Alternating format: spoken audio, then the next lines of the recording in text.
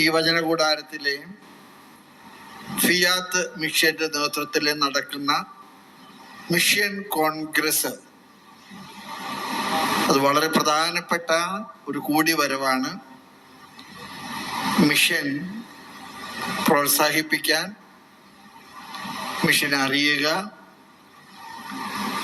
മിഷനിലേക്ക് സമർപ്പിക്കുക, മിഷനെ വളർത്താനായിട്ട് കൂട്ടുപങ്കാളികളാകുക. അങ്ങനെ കർത്താവിൻ്റെ ദൗത്യം കർത്താവിന് വേണ്ടി തുടരാനായിട്ട് ദൈവം നമ്മെ ഉപയോഗിക്കുന്ന ഒരു വേദിയാണ്, ഒരു വേളയാണ് ഈ കൂടിവരവ്. ഒരുപാട് സന്തോഷം എനിക്കതിലുണ്ട്. പ്രത്യേകിച്ച് ജെറുസലം ധ്യാന കേന്ദ്രം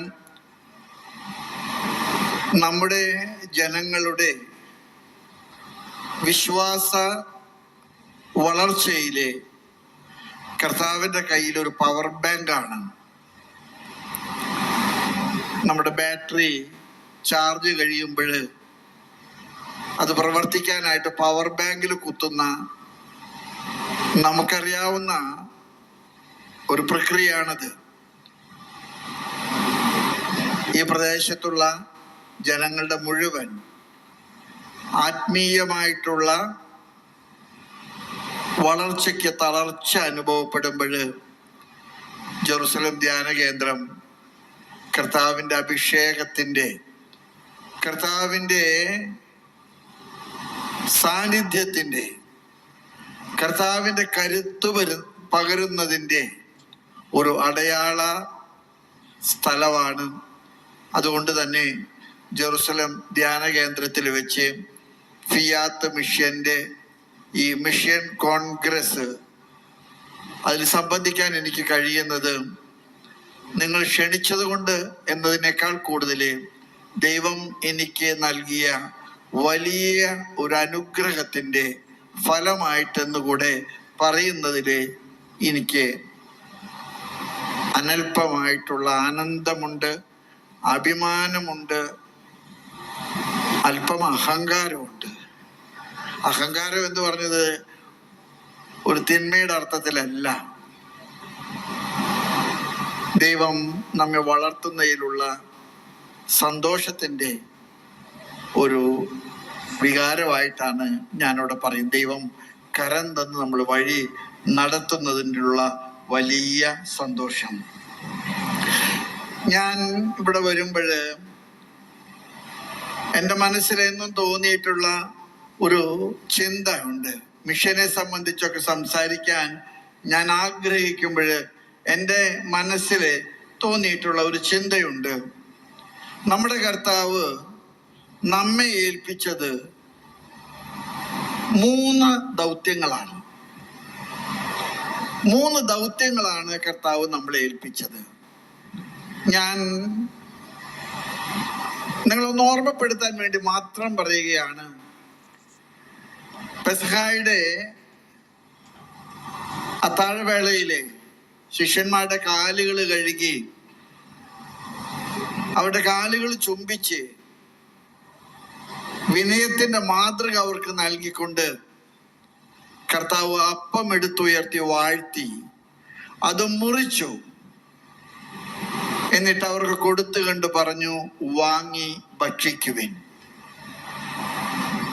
എല്ലാവരും അപ്പം ഭക്ഷിച്ചു കഴിഞ്ഞപ്പോൾ കർത്താവ് ഒരു കൽപ്പന അടിവരയിട്ട് പറഞ്ഞു, നിങ്ങൾ ഒന്നിച്ചു കൂടുമ്പോൾ ഇത് എൻ്റെ ഓർമ്മയ്ക്കായിട്ട് ചെയ്യുവിൻ. ഇത് എൻ്റെ ഓർമ്മയ്ക്കായിട്ട് ചെയ്യുവിൻ. നമ്മുടെ കത്തോലിക്ക വിശ്വാസത്തിൻ്റെ ഏറ്റവും പ്രധാനപ്പെട്ട ഒരു ഊർജ സ്രോതസ് പരിശുദ്ധ കുർബാനയാണ്. ഞാൻ എപ്പോഴും നമ്മുടെ സഭയിലെ നമ്മുടെ ജനങ്ങള് പരിശുദ്ധ കുർബാനയോട് കാണിക്കുന്ന അനൽപമായിട്ടുള്ള അടുപ്പം, എല്ലാ ദിവസവും കുർബാന കാണാൻ, കുർബാനയുടെ ആരാധനയുടെ ഇടങ്ങളിലെ മനുഷ്യർ ഒന്നിച്ചുകൂടാൻ ഇഷ്ടപ്പെടുമ്പോഴൊക്കെ എൻ്റെ മനസ്സിൽ എന്നും തോന്നിയിട്ടുണ്ട്. കർത്താവിൻ്റെ വാക്കുകൾ നമ്മൾ പ്രാവർത്തികമാക്കുകയാണ്. നിങ്ങൾ ഇത് എൻ്റെ ഓർമ്മയ്ക്കായിട്ട് ചെയ്യുവിൻ, ഇതെൻ്റെ ഓർമ്മയ്ക്കായിട്ട് ചെയ്യുവിൻ. പരിശുദ്ധ കുർബാന നമ്മുടെ ക്രൈസ്തവ ജീവിതത്തിൻ്റെ ഏറ്റവും ശക്തമായിട്ടുള്ള ഒരു സ്രോതസ്സാണ്. ഞായറാഴ്ച കുർബാനക്കാരല്ല നമ്മൾ, അല്ല, ഒരിക്കലുമല്ല. എല്ലാ ദിവസവും കുർബാന കാണാൻ നമുക്ക് ഇഷ്ടമാണ്. പലരും പറയാറുണ്ട്, പലപ്പോഴും അച്ഛൻ 2 കുർബാന കാണാറുണ്ട്, ചിലപ്പോൾ സൗകര്യം കിട്ടാൻ 3 കുർബാന കാണാറുണ്ട്. ഞാനിത് നിങ്ങൾ ഓർമ്മപ്പെടുത്തുന്നത് ഒറ്റ കാര്യം നിങ്ങളുടെ മനസ്സിൽ കുറിക്കാൻ വേണ്ടിയിട്ടാണ്. പരിശുദ്ധ കുർബാനയില്ലെങ്കിൽ കത്തോലിക്ക സഭയില്ല, ക്രൈസ്തവ വിശ്വാസമില്ല. ഇത് നിങ്ങൾ എൻ്റെ ഓർമ്മയ്ക്കായിട്ട് ചെയ്യുവിൻ. കർത്താവ് അപ്പം മുറിക്കുന്ന ഈ അത്ഭുതം നമ്മള് വായിച്ചു കേൾക്കുന്നുണ്ട്. യോഹന്നാന്റെ സുവിശേഷത്തിൽ 6-ാമത്തെ അധ്യായത്തില് നമ്മളത് വായിച്ചു കേൾക്കുന്നുണ്ട്.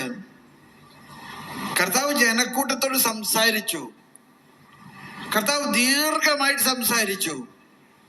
കർത്താവിന്റെ സംഭാഷണം അവസാനിക്കാതെ വന്നപ്പോ പത്രോസ് കർത്താവിന്റെ മുൻപിലെ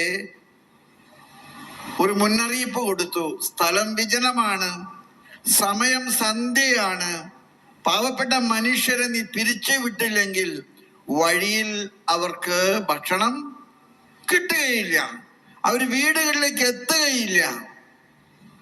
അതുകൊണ്ട് നീ അവരെ പിരിച്ചുവിടണം.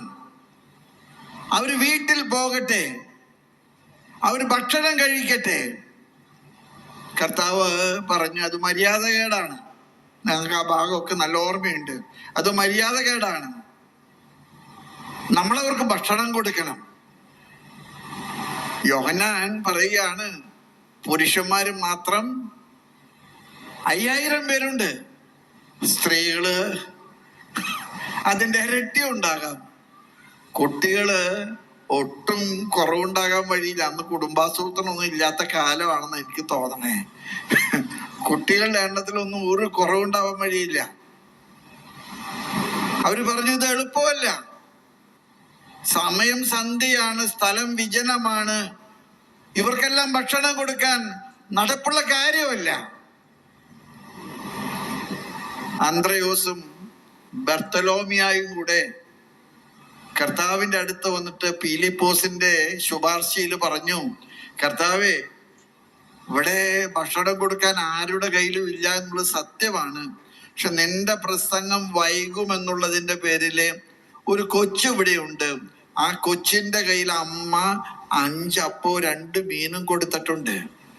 ആ കൊച്ച് അത് ഭക്ഷിച്ചിട്ടില്ല, അവനത് കൈപിടിച്ചിരിക്കുക. ഞങ്ങൾ അവനെ കണ്ടുപിടിച്ചു. ഞാൻ സത്യം പറഞ്ഞു കഴിഞ്ഞാല് ഈ കൊച്ചിനെ ഇവര് കണ്ടുപിടിക്കുന്ന സമയത്ത് അതിന്റെ അമ്മ അവിടെ ഉണ്ടെങ്കിൽ അതിനെ അടുപ്പിക്കില്ലായിരുന്നു. അമ്മ വാഷ്റൂമിലോ മറ്റോ പോയിട്ടുണ്ടാവണം. ആ സമയത്താണ് ഈ അന്ത്രയോസും പീലിപ്പോസ് ഒക്കെ കൂടെ ഈ കൊച്ചിന്റെ അടുക്ക ചെല്ലുന്നത്. കൊച്ചി നിഷ്കളങ്കമായിട്ട് പറഞ്ഞു, എൻ്റെ അമ്മ തന്നതാണ്. ഈ ചേട്ടൻ ദീർഘമായിട്ട് പ്രസംഗിക്കുമ്പോൾ നീ വിശക്കും, നീ കരയാൻ പാടില്ല. ആ കുഞ്ഞിനെ കർത്താവിന്റെ അടുക്കിലേക്ക് കൊണ്ടുവന്നു. എൻ്റെ സ്നേഹമുള്ള സഹോദരങ്ങളെ, ആ കുഞ്ഞിന്റെ കൈയെ കർത്താവിന്റെ കൈകളിലേക്ക് വെച്ചു കൊടുത്തു. കർത്താവ് കരം നീട്ടിയപ്പോൾ അവൻ യാതൊരു സങ്കോചവും കൂടാതെ തൻ്റെ 5 അപ്പവും 2 മീനും കർത്താവിന്റെ കൈകളിലേക്ക് കൊടുത്തു. അടുത്ത വാക്കുകള് നിങ്ങൾ ശ്രദ്ധിക്കൂ. അവൻ അതെടുത്തുയർത്തി, അവൻ അതെടുത്ത് വാഴ്ത്തി, അവൻ അതെടുത്ത് മുറിച്ചു, എന്നിട്ട് പറഞ്ഞു, നിങ്ങൾ വാങ്ങി. അവര് ജനങ്ങളെ മുഴുവൻ പന്തികളിൽ ഇരുത്തി എല്ലാവർക്കും ആവശ്യത്തിന് വേണ്ട അപ്പവും വെള്ളവും മീനും ഒക്കെ അവർ കൊടുത്തു. എല്ലാവരും തിന്നു തൃപ്തരായപ്പോഴ് കർത്താവ് പറഞ്ഞു, ബാക്കി വന്നത് നിങ്ങൾ നഷ്ടപ്പെടുത്തി കളയരുത്. നിങ്ങൾക്ക് ആർക്കെങ്കിലും പറയാമോ ബാക്കി വന്ന കഷ്ണങ്ങള് എത്ര കൊട്ട ഉണ്ടായിരുന്നു? 12 നിറവിന്റെ കൊട്ടകള്. പ്രതീകാത്മകമായിട്ട് സഭയുടെ ശിഷ്യത്വത്തിന്റെ പ്രതീകാത്മകമായിട്ടുള്ള അടയാളമാണ് 12 നിറവിന്റെ കൊട്ടകള്. ആ കുഞ്ഞു കൊടുത്ത 5 അപ്പം 2 മീൻ അത് മുറിച്ച് പങ്കിട്ടപ്പോഴ് അത് വർദ്ധിച്ചു. അത് ആയിരങ്ങൾ തിന്ന് തൃപ്തരായി.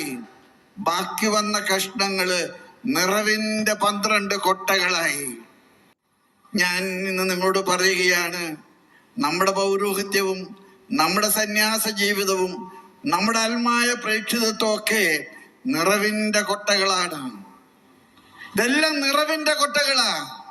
സ്വീറ്റ്ലി ഒരു കരിസ്മാറ്റിക് ധ്യാനം കൂടി ആവേശം മൂത്തപ്പോഴ് ആരംഭിച്ച ഒരു കുഞ്ഞ് മൂവ്മെന്റ് ആണിത്.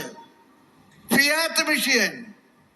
അവന്റെ മനസ്സിലൊരു ആഗ്രഹം തോന്നി, അറിവിന്റെ കൊട്ടകൾ ജനങ്ങളിലേക്ക് എത്തിക്കണം. വിശുദ്ധ ഗ്രന്ഥമാണ് ഈ ലോകത്തിലെ ഏറ്റവും വലിയ അറിവിന്റെ കൊട്ട.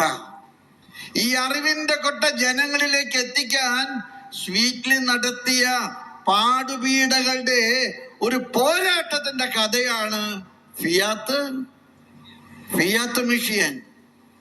ആദ്യം കാശില്ലാത്തത് കൊണ്ട്, കടം ചോദിച്ച കിട്ടാത്തത് കൊണ്ട് എല്ലാവരുടെയും സഹകരണം കിട്ടാൻ വേണ്ടി പറഞ്ഞു, നിങ്ങളുടെ വീട്ടില് ആവശ്യമില്ലാത്ത ന്യൂസ് പേപ്പർ അത് ഞങ്ങൾക്ക് താ. ന്യൂസ് പേപ്പർ റീസൈക്കിൾ ചെയ്തുള്ള പേപ്പർ പ്രിന്റിലാണ് ആദ്യത്തെ ബൈബിള് അടിച്ചത്. ഇന്ന് അനേകം ഭാഷകളിലെ അനേകം ആത്മാക്കളുടെ കൈകളിലേക്ക്, പ്രത്യേകിച്ച് ഗ്രാമാന്തരങ്ങളിലേക്ക്, ആഫ്രിക്ക തുടങ്ങിയ മിഷൻ കേന്ദ്രങ്ങളിലേക്ക് കർത്താവിന്റെ വചനം എത്തിക്കാൻ സ്വീറ്റ്ലിയുടെ ഫിയാത്ത് മിഷന് കഴിഞ്ഞു. സ്നേഹമുള്ളവരെ, ഞാനും നിങ്ങളും ഈ 5 അപ്പവും 2 മീനും കർത്താവിന്റെ കൈകളിലേക്ക് കൈമാറിയ കർത്താവിന്റെ കുഞ്ഞിനെ പോലെയാണ്. നിങ്ങൾ വലുതായിട്ടൊന്നും കൊടുക്കണ്ട, നിങ്ങളുടെ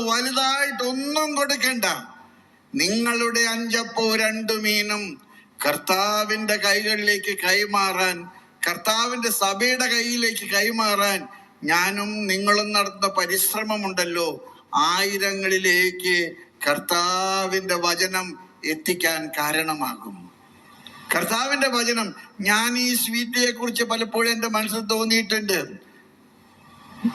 ഒരു സഭയ്ക്ക് ചെയ്യാൻ ആഗ്രഹമുണ്ടെങ്കിലും ചെയ്യാൻ കഴിയാത്ത കാര്യങ്ങള് ഒരു പാവപ്പെട്ട കുഞ്ഞന്റെ കൈകൾ കൊണ്ട് കർത്താവ് ചെയ്യിക്കുകയാണ്. സ്വീറ്റിലേക്ക് നല്ല പ്രായമായതൊക്കെ എനിക്കറിയാം. പക്ഷെ അവന്റെ 5 അപ്പവും 2 മീനും കർത്താവ് എടുത്ത് ഉയർത്തുന്നു, വാഴ്ത്തുന്നു, മുറിക്കുന്നു, എല്ലാവർക്കും കൊടുക്കുന്നു. ദൈവത്തിന്റെ വചനം എല്ലാവരിലേക്കും എത്തിക്കാനായിട്ട് നടത്തുന്ന വലിയൊരു പരിശ്രമം. നമ്മുടെ കർത്താവിന്റെ ആദ്യത്തെ കൽപ്പന, ഇത് നിങ്ങൾ എൻ്റെ ഓർമ്മയ്ക്കായി. കർത്താവിന്റെ 2ാമത്തെ കൽപ്പന എന്താണ്?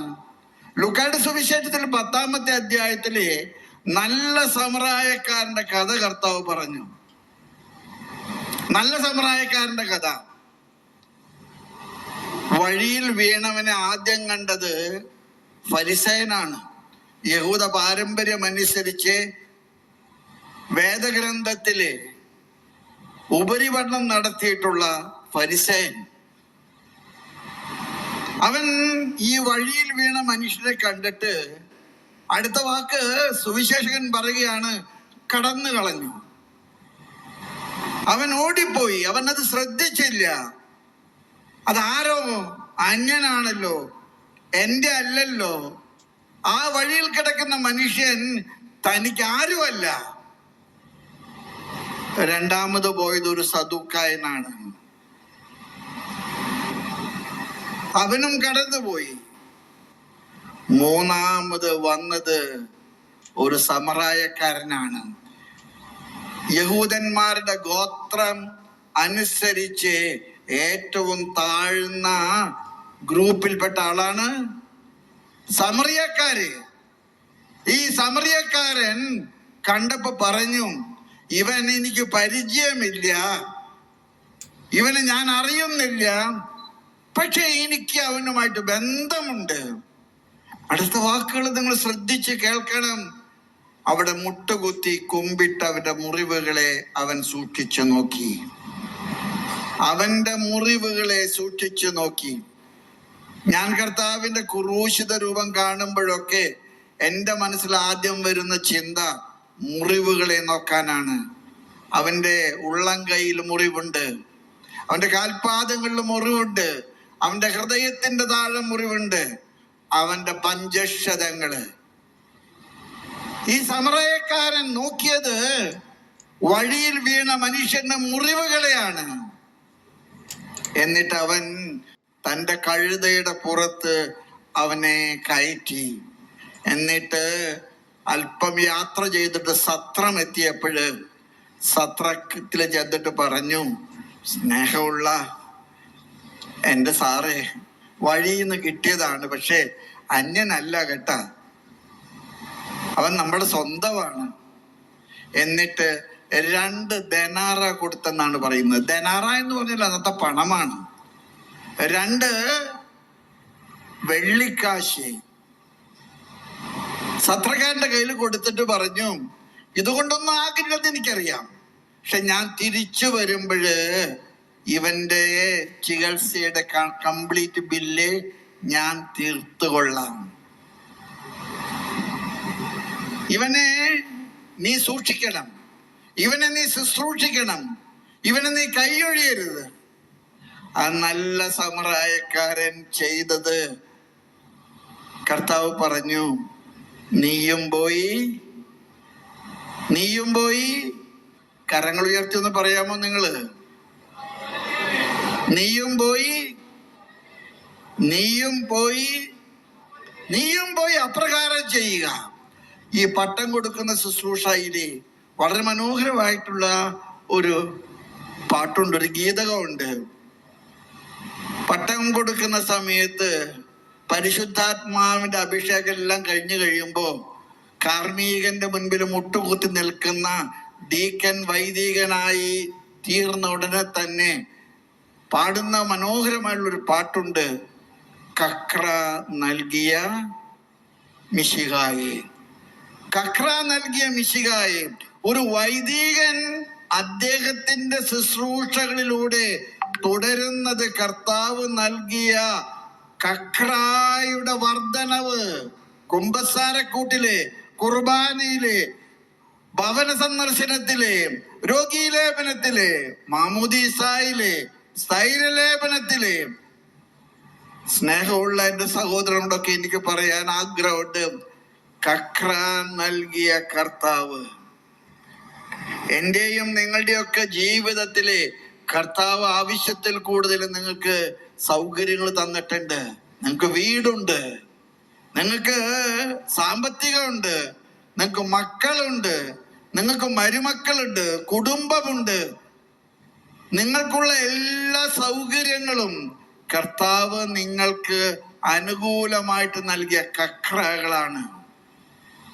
ഈ അടുത്ത അവസരത്തില് ഫ്രാൻസിസ് മാർപ്പാപ്പയുടെ വൈദികർക്കുള്ള ഒരു പ്രസംഗം ഞാൻ കണ്ടുമുട്ടാനിടയായി. മനോഹരമായിട്ടുള്ളൊരു പ്രസംഗമാണ്. മാർപ്പാപ്പ അവിടെ പറയുന്നുണ്ട്, എനിക്ക് സമയമില്ല എന്ന് ഒരു വൈദികൻ ഒരു ദൈവജനത്തോട് പറയുന്നതാണ് ഒരു വൈദികന്റെ ജീവിതത്തിലെ ഏറ്റവും വലിയ ശാപദോഷം. അച്ഛാ ഒന്ന് കുമ്പസാരിക്കണം, എനിക്ക് നേരമില്ല. അച്ഛാ എനിക്കൊന്ന് അച്ഛനോട് സംസാരിക്കണം, എനിക്ക് നേരമില്ല. കക്ര നൽകിയ കർത്താവേ. എൻ്റെ പ്രിയപ്പെട്ട സഹോദരങ്ങളോടൊക്കെ എനിക്ക് പറയാൻ ആഗ്രഹമുണ്ട്, കർത്താവ് നമ്മെ ഏൽപ്പിച്ച കക്ര നിങ്ങളുടെ ആരോഗ്യമാകാം, നിങ്ങളുടെ സൗന്ദര്യമാകാം, നിങ്ങളുടെ പണമാകാം, നിങ്ങളുടെ അഭ്യസ്ത വിദ്യാഭ്യാസമായിരിക്കാം, നിങ്ങൾ വഹിക്കുന്ന ജോലിയായിരിക്കാം, എന്തുമാകട്ടെ, നിങ്ങള് കർത്താവിന്റെ പകരക്കാരനാണ്.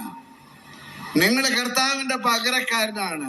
അതുകൊണ്ട് കർത്താവ് നല്ല സമ്പ്രദായക്കാരന്റെ കഥ പറഞ്ഞു കഴിഞ്ഞ ശേഷം അവസാനം പറഞ്ഞ വാചനം എന്താണ്? നീയും പോയി അപ്രകാരം ചെയ്യുക. നീയും പോയി അപ്രകാരം ചെയ്യുക.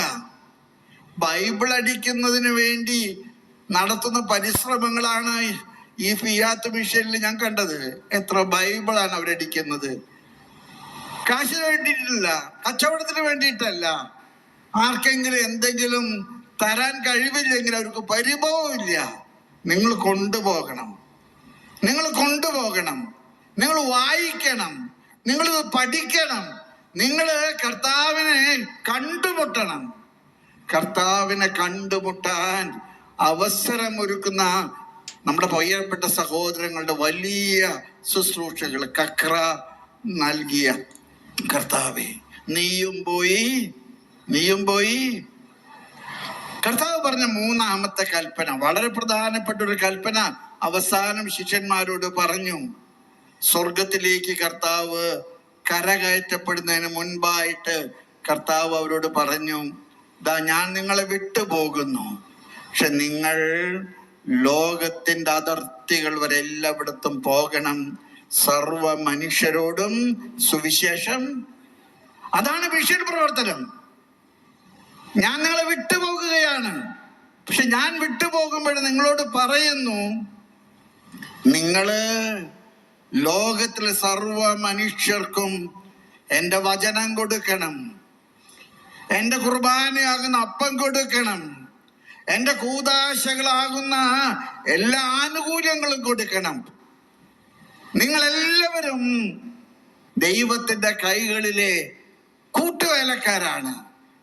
നിങ്ങൾ ലോകത്തിന്റെ അതിർത്തികൾ മുഴുവൻ പോയി മനുഷ്യരോട് പറയുക. ലോകത്തിന്റെ അതിർത്തികൾ മുഴുവൻ പോയി. ഞാൻ ചിലപ്പോഴൊക്കെ വീട്ടിലോട് ചോദിച്ചിട്ടുണ്ട്, മോനെ ഈ പഴയ കടലാസ് വാങ്ങിച്ചിട്ട് എനിക്ക് എന്ത് കിട്ടാനാ?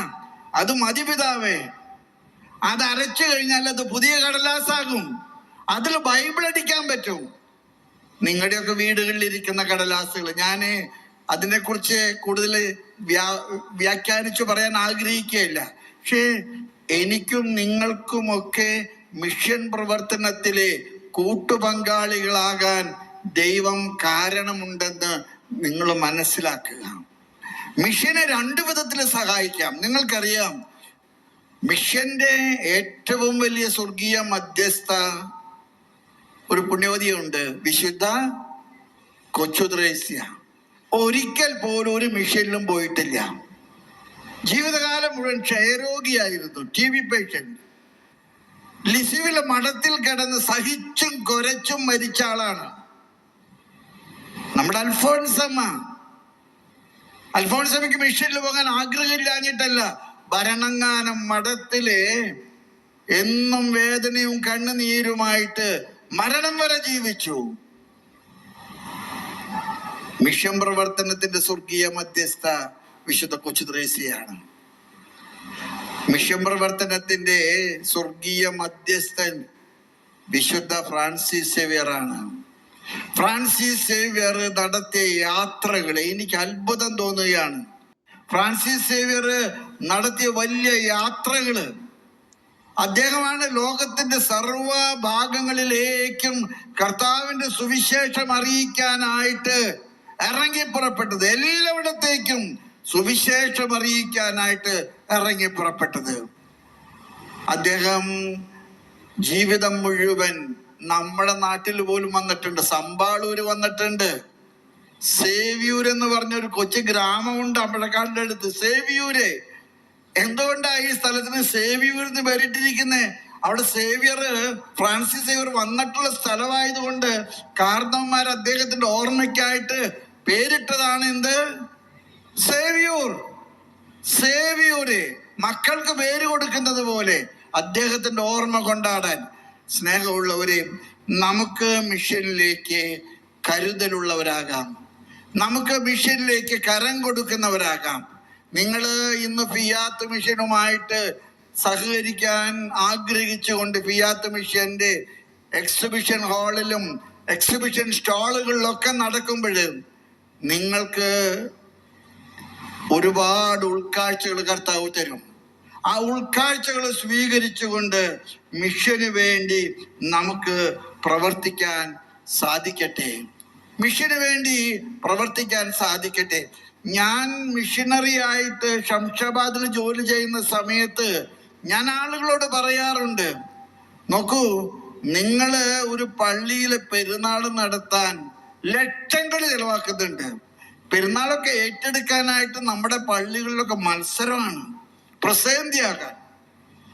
പ്രസേന്തിയാകാനുള്ള വലിയ വെടിക്കെട്ട്, ചെണ്ടമാദ്യം, ബാൻഡ് സെറ്റ്, പിന്നെ പഞ്ചാരി മേളം, എന്തൊക്കെ കളികളാണ് നടക്കുന്നേ. ഞാൻ പലപ്പോഴും പറയാറുണ്ട്, ഞാൻ മിഷനിലായിരുന്ന പറയാറുണ്ട്, എൻ്റെ പൊന്നു മോനെ, 10 ലക്ഷം രൂപ നീ തരികയാണെങ്കിൽ നിന്റെ അപ്പൻ്റെ പേരില്, നിന്റെ അമ്മയുടെ പേരില്, നിങ്ങളുടെ കാർന്നവന്മാരുടെ പേരില് നമുക്ക് മിഷനിലൊരു പള്ളി പണിയാം. അച്ഛാ, 10 ലക്ഷം രൂപയ്ക്ക് ഒരു പള്ളിയോ? ഞാൻ പറഞ്ഞു, നമ്മുടെ പുത്തമ്പള്ളി ഒന്നല്ല അവിടെ പണിയുന്നത്, ഒല്ലൂർ പള്ളി ഒന്നല്ല അവിടെ പണിയുന്നത്. ഒരു ചെറിയ സ്ഥലം വാങ്ങിച്ച് ഒരു ഷെഡ് കെട്ടി 200-300 പേർക്ക് ഇരിക്കാവുന്ന വിധത്തിലുള്ള സംവിധാനം ഏർപ്പെടുത്തുകയാണ്. നീ അതിന് വേണ്ട 10 ലക്ഷം രൂപ തരികയാണെങ്കിൽ നിന്റെ അപ്പന്റെ പേര് ഇരിക്കട്ടുള്ള ഒരു പള്ളി ഔസേപ്പുട്ടിയാളുടെ പേരില്, അപ്പം വർഗീസ് ആണെങ്കിൽ ഗീവർഗീസ് അകതാന്റെ പേരിൽ ഒരു പേര് ഇരിക്കട്ട, അമ്മ കൊച്ചുറേസി ആണെങ്കിൽ കൊച്ചുറേസിയുടെ പേരിൽ ഒരു പള്ളി ഇരിക്കട്ടെ. ഇന്ന് നമ്മുടെ മനുഷ്യർ ഒരുപാട് ആർഭാടങ്ങൾക്ക് വേണ്ടി പണം ചെലവഴിക്കുന്നുണ്ട്. ഞാൻ കുറ്റപ്പെടുത്തി പറയുകയാണ്, നിങ്ങൾ കരുതരുത്. ആവശ്യങ്ങള് അനാവശ്യങ്ങളായിട്ട് മാറ്റുന്ന പല സന്ദർഭങ്ങളുണ്ട്. നമുക്ക് ഈ ഫിയാത്ത് മിഷൻ നൽകുന്ന വലിയൊരു മാതൃക അതാണ്. വലിയൊരു മാതൃക അവർ നൽകുന്നുണ്ട്. ഭാഷകളിലെ എല്ലാ ഭാഷകളിലും, ആഫ്രിക്കൻ രാജ്യത്തുള്ള മിക്കവാറും എല്ലാ ഭാഷകളിലേക്കും, ഇന്ത്യയിലെ ഗോത്രവർഗങ്ങളുടെ എല്ലാ ഭാഷകളിലേക്കും ബൈബിള് പ്രിന്റ് ചെയ്ത് എത്തിക്കാൻ അവർ നടത്തുന്ന പരിശ്രമം, ആ പരിശ്രമത്തിൽ കരം കോർക്കുന്ന നമ്മള് കർത്താവിന്റെ കുരിശ് ചുമന്ന് കയറിയപ്പോഴും കർത്താവിന്റെ കുരിശിനെ താങ്ങിയ ശമയോനാണ്.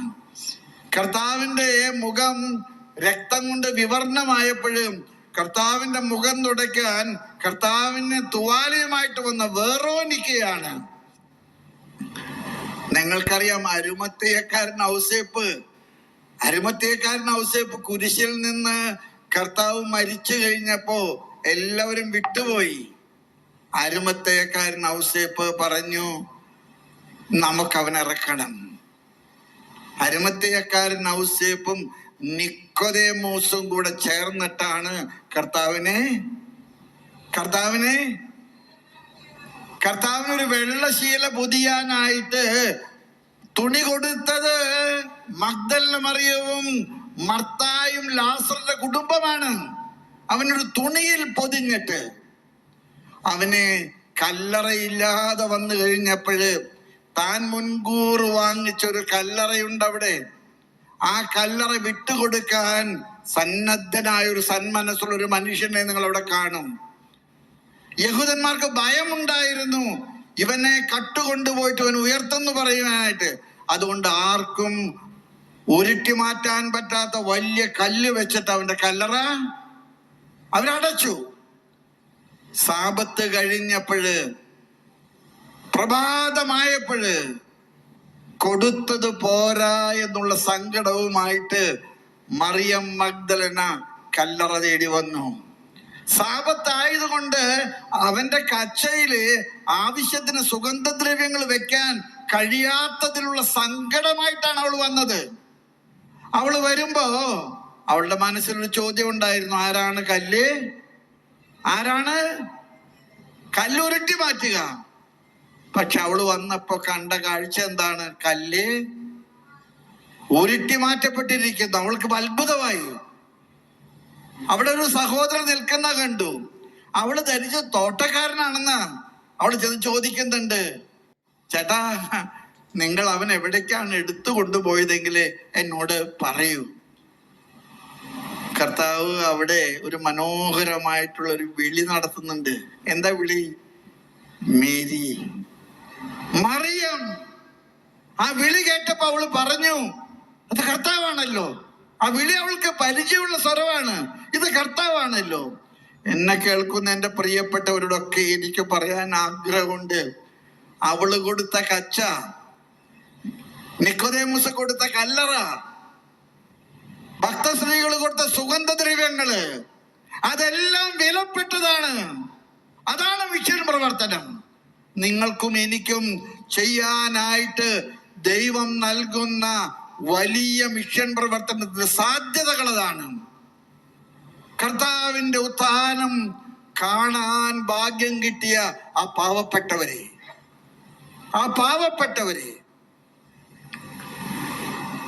ഒരുപക്ഷെ മിഷനെ സഹായിക്കാനായിട്ട് നിങ്ങൾ മുന്നോട്ട് വരുമ്പോൾ ഒരു മിഷൻ മുഴുവനായിട്ടൊന്നും പണി തീർക്കാൻ നിങ്ങൾക്ക് കഴിയില്ല, എനിക്കറിയാം. പക്ഷേ ഒരു മിഷനില് എന്തെങ്കിലും എന്റെ ഭാഗത്ത് കൂടെ കൊടുക്കാൻ കഴിയട്ടെ, ഞാനൊന്ന് ഒതുങ്ങട്ടെ, ഞാൻ എൻ്റെ അനാവശ്യങ്ങള് ഒന്ന് ലഘൂകരിക്കട്ടെ. മിഷനെ സഹായിക്കാനുള്ള ഒരു നല്ല മനസ്സ് നമുക്കുണ്ടാകണം. ഞാൻ ഈ ആളുകളോടൊക്കെ പറയാൻ ആഗ്രഹിക്കുന്നുണ്ട്. ഇപ്പൊ ഞങ്ങളുടെ മിഷൻ മൗണ്ട് സെന്റ് തോമസിൽ ഒരു മിഷന് ഓഫീസുണ്ട്. ഞാൻ അവിടുത്തെ അച്ഛനോട് പറഞ്ഞിട്ടുണ്ട്, ഈ ആളുകൾ ഈ ലോകത്തുള്ള എല്ലാ സ്ഥലങ്ങളും കണ്ടു കഴിഞ്ഞു. ലോകത്തിലെ 7 അത്ഭുതങ്ങളും കണ്ടവരാണ് അവിടെ മിക്കവാറും ഇരിക്കുന്നത്. താജ്മഹൽ കണ്ടിട്ടുണ്ട്, ഈഫൽ ഗോപുരം കണ്ടിട്ടുണ്ട്, റോമിലെ ബസിലിക്ക കണ്ടിട്ടുണ്ട്, മിഷൻ മാത്രം കണ്ടിട്ടില്ല. ഞാൻ അച്ഛനോട് പറഞ്ഞ, അച്ഛാ നമുക്ക് ഈ ആളുകളെ ഒന്ന് കൊണ്ടുപോയിട്ട് മിഷനൊക്കെ ഒന്ന് കാണിച്ചു കൊടുക്കാൻ അവസരം ഉണ്ടാക്കുക. നിങ്ങളൊക്കെ മുന്നോട്ട് വരണം, മിഷൻ കാണാൻ പോകുക. ഒരു 2 ദിവസം 3 ദിവസം 4 ദിവസമൊക്കെ മിഷനിൽ നിൽക്കുക. നിങ്ങൾക്ക് സമയമുണ്ടെങ്കിൽ നിത്യാരാധന കേന്ദ്രത്തിൽ പോയിട്ട്, ഞാൻ ഉജ്ജയിനിൽ ചെന്ന് കഴിഞ്ഞപ്പോ അവിടെ ഒരു അപ്പച്ചനും അമ്മച്ചിയും ആ ആരാധന കേന്ദ്രത്തിന്റെ സക്രാരിക്ക് മുമ്പിൽ ഇരിക്കുന്നു. ഞാൻ അവരോട് ചോദിച്ചു, ഞങ്ങള് തൃശ്ശൂരിന്നാ, എന്താ ഇവിടെ? ഞങ്ങൾ 1 മാസമായിട്ട് നിത്യാരാധന കേന്ദ്രത്തില് പ്രാർത്ഥിക്കാൻ വന്നിരിക്കുക. ഞങ്ങൾക്ക് ഭാഷ അറിയില്ല, ഞങ്ങൾക്ക് വേറെ ഒന്നും അറിയാൻ പാടില്ല. പക്ഷേ ഈ ആരാധനാ കേന്ദ്രത്തിൽ പ്രാർത്ഥിച്ചാല് മിഷൻ പ്രവർത്തനങ്ങൾക്ക് കർത്താവ് ശക്തി കൊടുക്കുമെന്ന് ഞങ്ങൾക്ക് ഉറപ്പുണ്ട്. പ്രിയമുള്ള എൻ്റെ സഹോദരങ്ങളെ, ഞാൻ നിങ്ങളോടൊക്കെ പറയാൻ ആഗ്രഹിക്കുന്ന ഒറ്റ കാര്യം മാത്രമേ ഉള്ളൂ. മിഷനെ നമ്മൾ ദത്തെടുക്കുക, മിഷനെ പ്രോത്സാഹിപ്പിക്കുക, നമ്മുടെ ആർഭാടങ്ങൾ ചുരുക്കുക, നമ്മുടെ അനാവശ്യങ്ങൾ വേണ്ടെന്ന് വെക്കുക. മിഷനോട് നമുക്ക് മനസ്സുണ്ടാകട്ടെ. മിഷന് വേണ്ടി മനസ്സ് തുറക്കാൻ ഈ കൺവെൻഷൻ നമ്മെ സഹായിക്കും. ദൈവം നമുക്ക് ചില സാധ്യതകൾ തരും. ആ സാധ്യതകളാണ് ഈ എക്സിബിഷനൊക്കെ. ഇവിടെ നടക്കുന്ന എക്സിബിഷൻ സ്റ്റാളിലൂടെയൊക്കെ കടന്നു പോകുമ്പോൾ അവിടുത്തെ പ്രിയപ്പെട്ട മിഷണറിമാർ നടത്തുന്ന പരിശ്രമങ്ങൾ നിങ്ങളത് കണ്ടെടുക്കണം. നിങ്ങൾക്കറിയാമെന്ന് ഞാൻ വിചാരിക്കുന്നു, നമ്മുടെ ദൈവവിളികളുടെ എണ്ണം കുറയുക, നമ്മുടെ ദൈവവിളികളുടെ എണ്ണം കുറഞ്ഞു വരികയാണ്. നമുക്ക് കുഞ്ഞുങ്ങളില്ല, നമ്മൾക്കൊക്കെ സുരക്ഷിതമായി, എല്ലാ സൗകര്യങ്ങളുമായി. പക്ഷെ എന്നാലേ ഒറീസയിലും നോർത്ത് ഈസ്റ്റിലൊക്കെ ധാരാളം ദൈവവിളികൾ മുന്നോട്ട് വരുന്നു.